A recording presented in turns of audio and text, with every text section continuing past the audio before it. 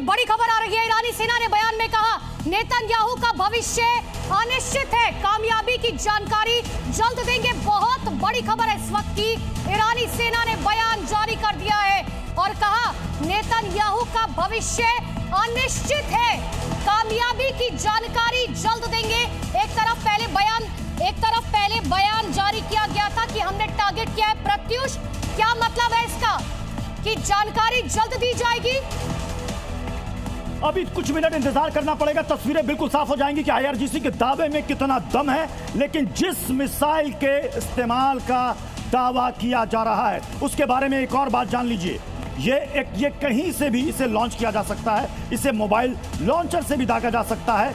और इसमें सबसे बड़ी खासियत यह है इसका वॉरहेड उड़ान के अंतिम चरण में भी अपनी दिशा को बदल सकता है, जिसमें एयर डिफेंस सिस्टम के लिए इसे इंटरसेप्ट करना बहुत मुश्किल होता है। ये समझिए आप, इजराइल के पास सबको मालूम है कि आयरन डोम है, वो मिसाइलों को इंटरसेप्ट करके, ड्रोन को इंटरसेप्ट करके हवा में ही नष्ट कर सकता है। लेकिन ये सबसे बड़ी जानकारी है कि आयरन डोम भी इसे इंटरसेप्ट नहीं कर पाएगा।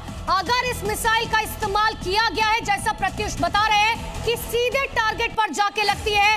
2500 किलोमीटर की इसकी मारक क्षमता है और सबसे बड़ी बात है कि आयरन डोम भी इसे इंटरसेप्ट नहीं कर पाता। प्रत्युष, यानी कि जो दावा अगर ईरान कर रहा है और इसमें सच्चाई है तो ये बहुत बड़ा नुकसान माना जाएगा इजराइल के लिए। प्रत्युष, बिल्कुल, इजराइल के लिए अगर इस खबर में जरा भी सच्चाई है, जो दावा है आईआरजीसी का, हम बार बार कह रहे हैं कि अभी तक इसकी ऑफिशियल, जब तक इसकी घोषणा या फिर तस्वीरें नहीं आएंगी इजराइल से कि वाकई में जो आईआरजीसी दावा कर रहा है कि पीएम के दफ्तर को, ऑफिस को उसने हिट किया, और वो उसका ये दावा है कि ये बिल्कुल सफल और सटीक रहा है और इजराइल को बहुत बड़ा नुकसान हुआ है। और आईआरजीसी के इस दावे के बाद वो भी इंतजार कर रहा है कि इजराइल की तरफ से इसका क्या रिप्लाई आता है। तस्वीरें सामने आ सकती, हो सकता है कि आईआरजीसी के पास थोड़ी देर के बाद कुछ तस्वीरें सामने आए जो दुनिया को बता सके कि हमने इजराइल पर कितना बड़ा हमला किया है। अब यह देखना है कि इजराइल की तरफ से आईडीएफ, अमूमन आईडीएफ तमाम वीडियोस डाल रहा है। आईडीएफ बता रहा है कि उसने ईरान को कितनी चोट पहुंचाई है, कितना नुकसान पहुंचाया है, कहां कहां उसके मिसाइल्स गिर रहे हैं।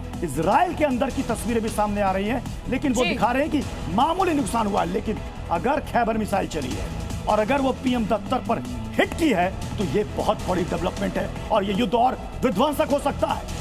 ये बहुत बड़ी डेवलपमेंट के साथ साथ अगर ऐसा है तो खामेनेई की मौत का बदला लेने की बात जो कही जा रही थी वो फिर सही साबित होगा।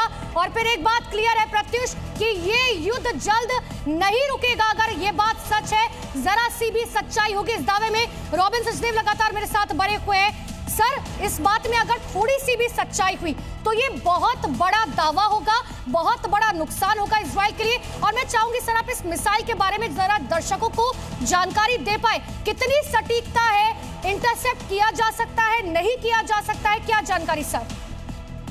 पहली बात तो देखिए, अगर ये सच होगा तो बहुत ही हाइपोथेटिकल है। ओके, थियरी है कि हुआ है कि नहीं हुआ है, तो इसलिए अभी उसको अलग रखते हैं कि क्या है। इस समय तो प्रोपेगेंडा चल रहा है दोनों तरफ से, राइट। पहली बात है कि जो खैबर मिसाइल है, ईरान के जो मीडियम रेंज के बैलिस्टिक मिसाइल है। पहली बात तो क्रूज मिसाइल होते हैं और बैलिस्टिक होते हैं। क्रूज होते हैं जो जमीन से ऊपर 100 मीटर 300 मीटर की ऊंचाई पर ही चले जाते हैं, 100 200 500 किलोमीटर, राइट। बैलिस्टिक मिसाइल ऐसे होते हैं जैसे आपने ऊपर फेंके, बहुत ऊपर चले गए।